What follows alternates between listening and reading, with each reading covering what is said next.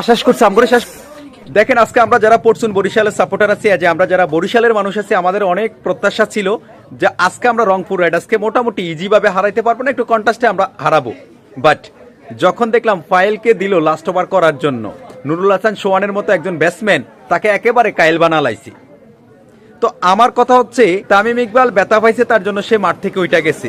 তার অ্যাবসেন্টে ক্যাপ্টেন্সির দায়িত্ব যিনি পালন করছেন ওনাকে বলতে চাই, আপনার মাথায় রাখা দরকার ছিল যে বাংলাদেশে একটা প্লেয়ারকে যখন আপনি বোলিং করতে দিতেন, লাস্ট ওভার করতে দিতেন, এমন একটা মোমেন্টে অন্ততপক্ষে সে দায়িত্ব সহকারে সে বলটা করত।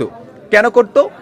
সে জানে তার নৈতিকতা থেকে তার একটা দায়িত্ব আছে, যে সে যদি কোনোভাবে খারাপ বোলিং করে, কোনো না কোনোভাবে পার্সোনালিটি করে, এই বাংলাদেশে তাকে থাকতে হবে। প্রত্যেকটা মানুষ তাকে নিয়ে আলোচনা সমালোচনা অনেক ক্রিটিসাইজ করবে। কিন্তু এই যে ফাইলকে দিচ্ছেন, তিনি বোলিং করতে করতে কায়েল হয়ে গেছে মাইর খাই, সেই লোকটা তো 2 দিন পরে টাকা নিয়ে যাইব গা। তার তো এই দেশের প্রতি কোনো প্রেম নেই, ভালোবাসা নেই।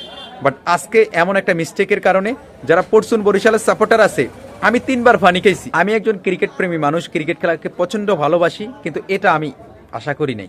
অত্যন্ত খারাপ লাগে ভাই, কবে আমাদেরকে একটু স্বস্তিময় একটা ম্যাচ জিতাই দিবেন।